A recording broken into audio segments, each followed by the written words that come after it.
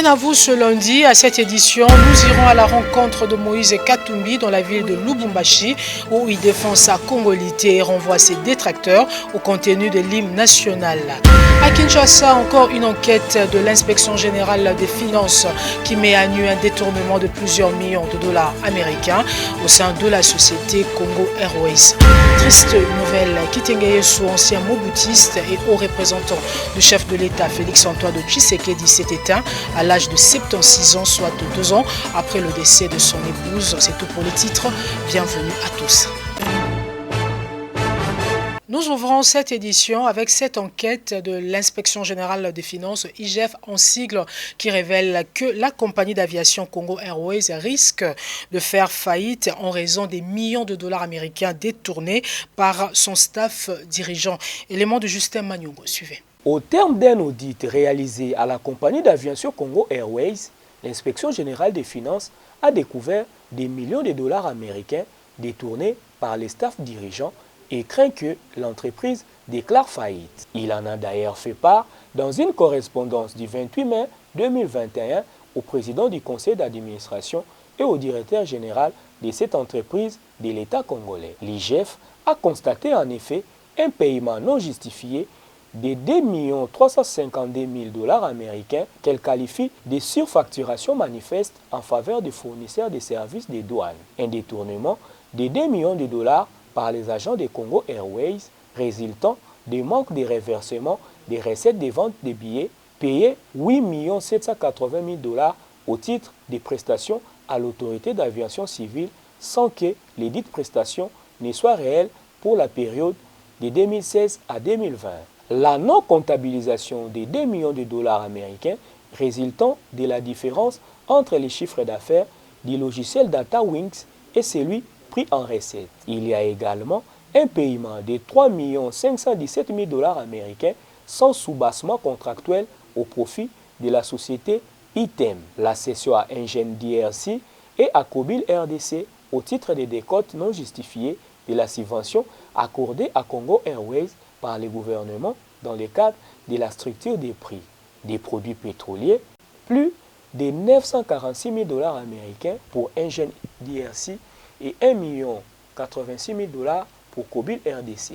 L'existence des sorties de fonds non justifiées à la hauteur de 2 770 000 dollars américains, paiement exorbitant de 1 900 424 dollars américains au titre des locations des matériels de transport. Paiement anticipatif de 99 600 dollars américains à la chaîne de télévision Wapicom pour diffusion des spots publicitaires en violation de la procédure des marchés publics. Après le contrôle du Congo Airways, l'IGF déplore l'absence d'une politique de rationalisation des charges, l'application d'un barème de rémunération fort onéreux, les non-paiements des impôts dits à l'État, la mauvaise allocation des ressources financières, un risque élevé de faillite car les pertes enregistrées dépassent les capitales sociales et un échec total dans l'atteinte des objectifs assignés.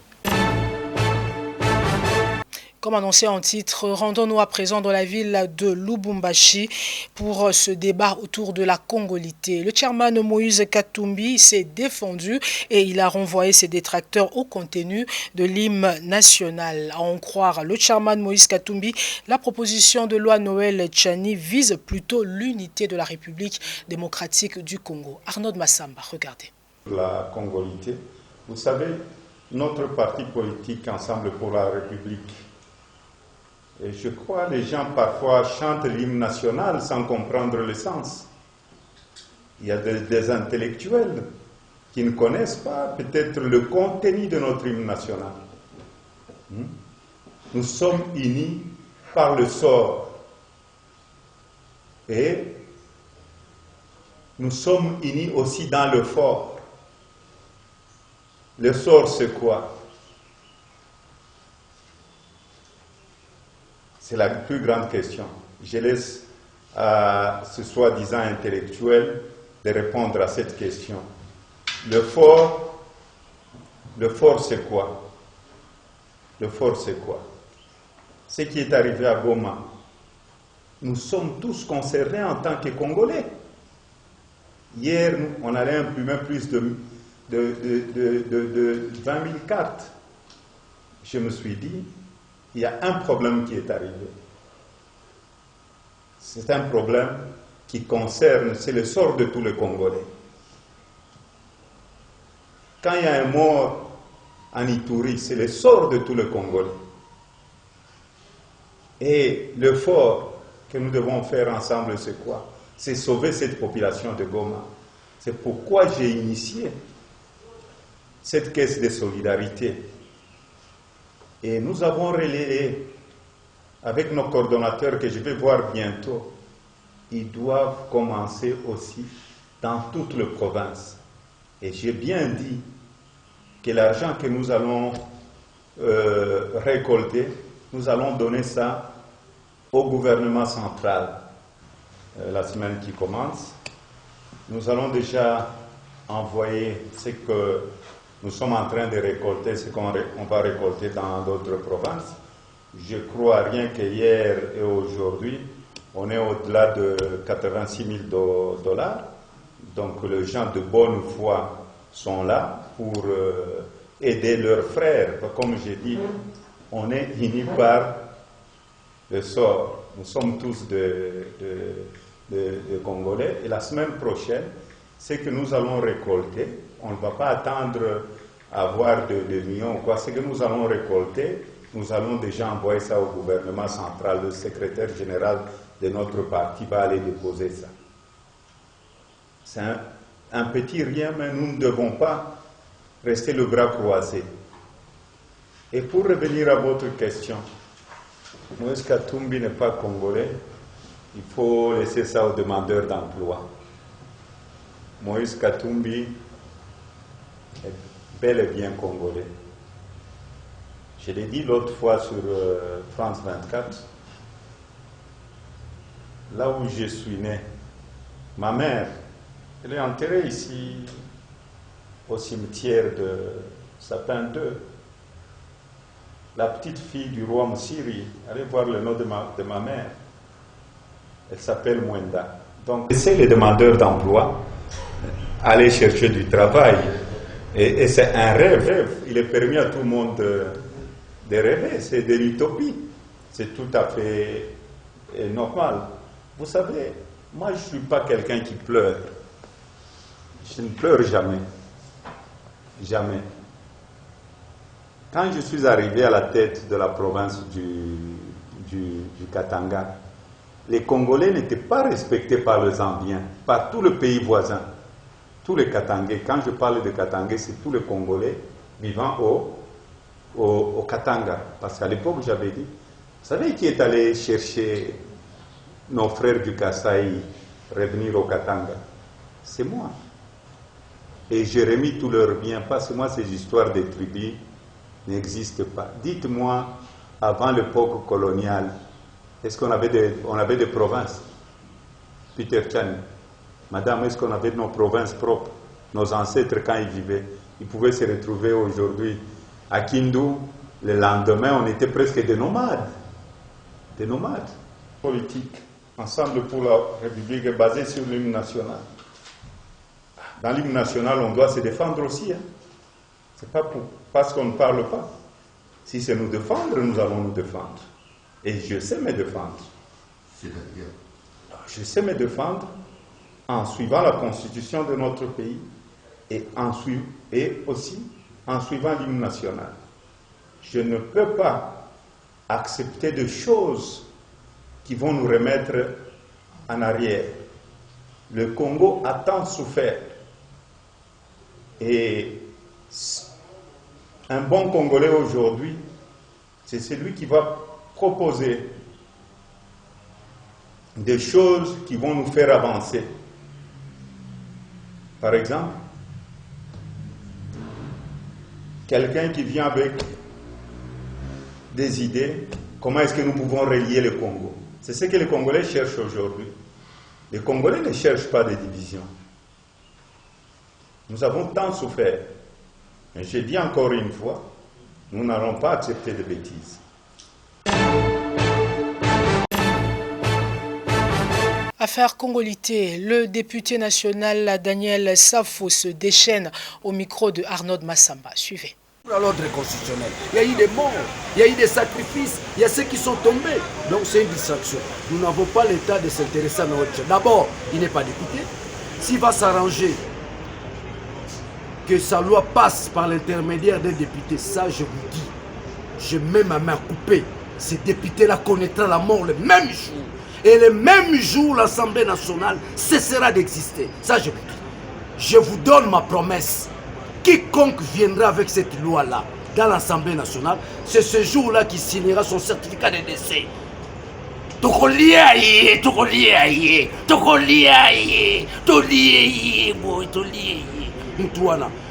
avons raté en 2018. C'était pas une faiblesse. Juste. Place à présent à la réaction du professeur Bob Kabamba qui n'a pas manqué de dire le droit. Arnaud Massamba, regardez. Et donc, en fait, quand vous regardez l'histoire politique, aussi bien du Congo que de beaucoup de pays africains, cette question avait été abordée dans les années 60 déjà. Elle a été abordée dans les années 70. Et dans beaucoup de pays qui avaient adopté cette dynamique-là, ont fini dans des situations chaotiques. Il n'y a pas plus loin, il n'y a pas plus tard qu'il y a quelques années, on a eu le cas en Côte d'Ivoire, avec cette histoire de l'ivoirité sur cette question-là. Et nous avons vu que ça a abouti à la guerre, et une guerre civile qui a été meurtrière et qui a fait reculer la Côte d'Ivoire de plusieurs années. Et ce sont des questions qui avaient été abordées justement au niveau de la Constitution. Lorsque le Constituant a voulu élaborer la Constitution, ce sont des questions qui ont été élaborées, qui ont été posées à ce moment-là. Et les réponses ont été apportées par toute la classe politique pour éviter justement d'arriver à entraîner dans ce genre d'exclusion. La guerre a eu lieu en 1997, 96-97, 2002, 2003, 2004. Donc on ne veut plus revenir sur ces questions-là d'exclusion. Et de ce fait-là, on a mis des bases au sein de la Constitution qui permettent justement de pouvoir avoir éliminé tout ce qu'on appelle les articles conflictogènes. Et ça, c'est un article conflictogène qui amène justement des conflits. Et le Congo n'a pas besoin de commencer à revenir en arrière sur des questions qui avaient déjà été réglées. Je suppose que pour ceux qui sont partisans de la congolité, c'est une question, j'imagine, aussi d'opportunité politique. C'est que les hommes politiques, généralement, quand ils voient qu'il y a une opportunité, ils essayent de la saisir et de pouvoir exister sur cette problématique-là. Mais je pense que scientifiquement, c'est prouvé partout ailleurs dans le monde et en Afrique que les process d'exclusion, les process d'IT, congolité, ivoirité, bénité, etc., tous ces concepts-là n'ont amené que des conflits et n'ont abouti qu'à faire reculer un pays plutôt que de faire avancer le pays. Albert Moleka qualifie quant à lui ce débat autour de la congolité des stupidités. Élément de Patricia Mastaki et David Binga. Suivez. En réagissant à la proposition de loi sur la congolité de Noé Tiani, ancien candidat à la présidentielle de 2018, Albert Moleka estime que c'est une stupidité politique. Quand j'entends parler de congolité, pour moi c'est une stupidité politique. Moi, je n'ai pas d'autres commentaires à faire, c'est une stupidité politique. On est stupide lorsque on n'apprend rien du passé. Au sujet de la réforme électorale, cet analyste politique plaide pour l'organisation des élections par le ministère de l'Intérieur. Mais écoutez, la CENI est l'un des deux organismes clés pour matérialiser la prise du pouvoir au Congo. Si vous contrôlez la CENI, vous contrôlez la Cour constitutionnelle, qui sont donc les deux structures, une annonce des résultats, la deuxième, la seconde valide les résultats sans recours, ça vous ouvre la porte à gagner le pouvoir ou à conserver le pouvoir. Moi, je suis partisan au retour de ce qu'on faisait avant et qui coûtait moins cher et qui fonctionnait même mieux techniquement. C'est-à-dire que les élections sont organisées par une direction du ministère de l'Intérieur. Il n'y a jamais eu de commission électorale en Afrique qui soit indépendante, a-t-il conclu. Du côté des autorités coutumières, Fumudi Fimabols estime que le drame de Nirangongo s'est produit parce que l'on n'écoute pas les chefs coutumiers. Élément de Justin Magnongo. Suivez. Bon, je voudrais d'abord, d'entrée de jeu, et puis en même temps présenter toute ma compassion au premier chef coutumier de la République, Félix-Antoine Tshisekedi Tshilombo.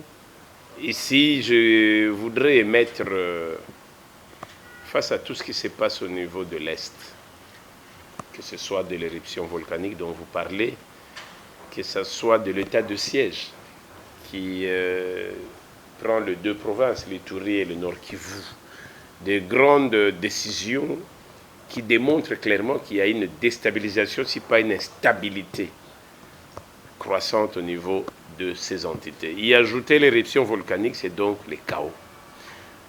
Notre difficulté, c'est qu'en tant qu'autorité traditionnelle, le premier garant des mouvements de nos populations, premier garant de la cohésion, de la paix, du développement de l'entité, malheureusement pas écouté. Oui, les volcans, est-ce que le chef ne savait-il pas que ça allait sortir?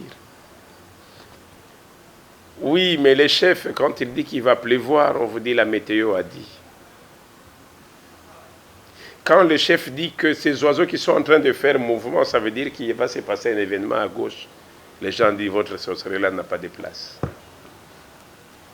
On préfère faire confiance aux instruments européens qui doivent être placés, qui parfois sans courant ni Internet deviennent inutiles.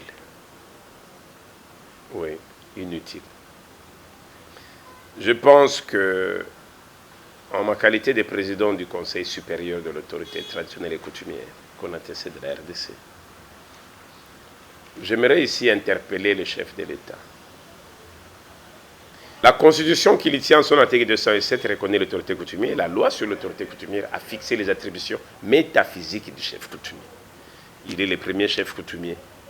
Il doit donc faire usage de l'étendard ancestral et de passer ses troupes en revue pour qu'enfin sa voix puisse commencer à être écoutée par tous ces esprits qui déstabilisent le monde ou qui déstabilisent le Congo. N'attendons pas. Autre chose à présent, échec Kinbopeto Gentini Ngobila fuit ses responsabilités. À la quête du bouc émissaire, le gouverneur de la ville a suspendu 4 bourgmestres. Aïta Moussanji pour plus de détails. Suivez. Les bourgmestres Rossi Kiwa de la commune de Kinshasa, Augustin Kama de l'Antili, Anto Longangue de la commune de Matete, ainsi que Brigitte Moalouke de Lingwala ont été suspendus avec action disciplinaire par le gouverneur de la ville de Kinshasa, Gentini Ngobila. Il est reproché à ces autorités municipales leur manque d'implication dans les travaux d'assainissement dans leurs juridictions respectives, suivant les instructions données par l'autorité urbaine. Cette mesure de suspension avec action disciplinaire a été prise à titre conservatoire. Les bourgmestres concernés disposent donc de 20 jours pour justifier leur comportement qualifié de laxisme. Signalons que le gouverneur de la ville de Kinshasa, Gentini Ngobila, avait été interpellé par Mike Mukebai à l'Assemblée provinciale de Kinshasa sur la gestion de la ville dont la voirie urbaine est dans un état piteux, plus qu'à l'époque de l'administration précédente. Lundi, reprise du procès en appel de Vital Kamerhe, président de l'UNC pour parti Katanga, allié de son parti politique. Ce dernier ne jure que par l'acquittement de Vital Kamerhe, car selon lui, le dossier est vide. Élément de Justine Luanga et Kevin Lokela. Suivez. Pour parti Katanga, le dossier est vide. Vital Kamerhe doit être acquitté. Le retour aujourd'hui à un appel du procès Vital Kamerhe, qu'est-ce que nous attendons? Nous ne pouvons qu'attendre l'acquittement de Vital Kamerhe. Pourquoi on ne peut attendre que l'acquittement de Vital Kamerhe?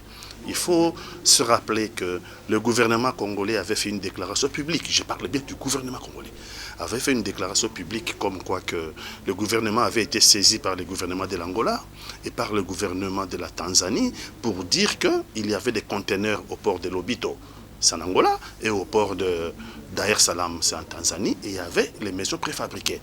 SNEL demande aux agents de Ngalima d'aller électrifier les maisons préfabriquées de Kanchachi. Donc ça veut dire qu'il y a les maisons préfabriquées. Et en plus, il faut se rappeler que le secrétaire général de l'UDPS avait fait la déclaration publique comme quoi que ce n'est pas l'UDPS qui avait arrêté Vital Kamerhe, c'était l'FCC. L'FCC à son tour, répondant aux accusations du secrétaire général de l'UDPS, l'FCC a dit non, ce n'est pas nous qui avions arrêté Vital Kamerhe. Vital Kamerhe a été arrêté sur l'instruction du président de la République. Donc vous comprenez que dès lors qu'il y a eu ces balles de ping-pong, donc nous étions déjà dans un procès politique. Aujourd'hui, nous sommes en appel. Nous voulons que le droit soit dit. C'est toujours une éventualité. Ça voudrait dire que c'est un acharnement. On veut à tout prix sacrifier un concurrent politique. Et ça, nous allons le traiter politiquement. Cet allié de l'Union pour la nation congolaise n'a pas manqué de déplorer la répression de la marche de vendredi dernier pour réclamer l'acquittement de Vital Kamerhe. Vous le savez peut-être déjà, il a été dit que plusieurs journalistes ont été payés par Moïse Katumbi pour saper les actions du chef de l'État Félix-Antoine Tshisekedi.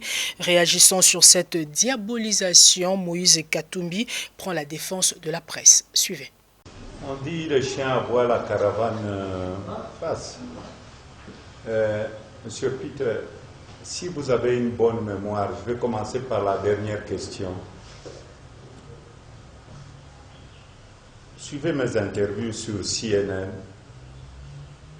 Quand on était ensemble avec le président Félix, BBC, les grandes chaînes, BBC, France 24, RFI, combien j'ai donné à ces journalistes?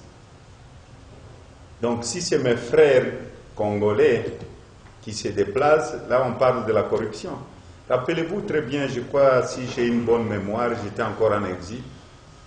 Il y a des gens, des journalistes qui disaient que j'avais acheté, ou le militant de l'IDPS, que j'avais acheté l'IDPS. Je me rappelle très bien de la question de l'honorable Tambouélizer. Il était, je crois à l'époque, il avait interviewé le président Félix Tshisekedi pour dire que j'avais acheté l'IDPS. Il y a eu beaucoup de bêtises. Et que j'avais acheté même le Sphinx, le vieux Tshisekedi. Laissez ces gens-là parler. Moi, je crois que le plus important, il ne faut pas que vous soyez distraits. Faites votre travail. Si le Congo aujourd'hui existe, c'est parce que la première force, c'est le média. Quand je suis interviewé par Alain Foucault, par Boisbouvier, par qui, là, il n'y a pas de corruption. Est-ce que le président Tshisekedi lui-même peut témoigner le mensonge qu'on a dit sur lui, que je l'avais acheté à l'époque? Si on a déjà parlé d'argent un jour, jamais. C'est devenu un fonds de commerce pour les autres, pour chercher un peu de l'argent. J'ai vécu ça à l'époque quand j'étais gouverneur de la province. Il y a des gens aussi au niveau j'étais dans le PPRD à l'époque, qui disait à Kabila, Moïse a acheté les journalistes, tout ça. Bon, c'est un fonds de commerce. Celui qui est bête, il va croire à ce que les autres disent. Est-ce qu'on a besoin... Moi, vous me parlez de 10 000. J'ai entendu que j'ai envoyé 15 000, 20 000, 30 000 ou 100 000 dollars. Moi, je crois que le plus important, faites votre travail. Tous ces demandeurs d'emploi, tous les gens qui cherchent le trafic d'influence ou pour être bien vu, j'ai vécu ça, mais je suis vacciné. Parce que ma conscience est tranquille, votre conscience est tranquille. Perrault, ici, il y a des journalistes comme lui, je le vois pour la première fois. Soyons quand même sérieux. Moi, de toutes les façons, comme je vous ai dit au début, les chiens aboient, la caravane passe. Triste nouvelle dans cette édition, le haut représentant du chef de l'État, Kitingé-Sou, a tiré sa révérence dans la nuit de dimanche à lundi 31 mai 2021 à Kinshasa, la capitale. Mort survenue à la clinique, médecin de nuit ou à la maison. Les sources divergent. Qui était cet homme? Qu'est-ce qu'il faut savoir de lui? Plus de détails avec Patricia Mastaki. Suivez. Décédé la nuit des dimanches à lundi 31 mai 2021 à Kinshasa, selon les sources de la présidence de la République, ce haut représentant et envoyé spécial du chef de l'État avait fait une crise avant d'être acheminé à l'hôpital où le décès a été constaté. Il était âgé de 76 ans. Kitenge Yesu avait un long parcours politique engagé.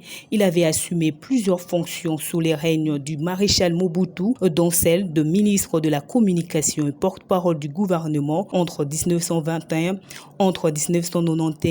et 1997. Kitenge Yesu était également passé au RCD et a dirigé la Convention des Républicains jusqu'en 2018. En mars de l'année suivante, il avait été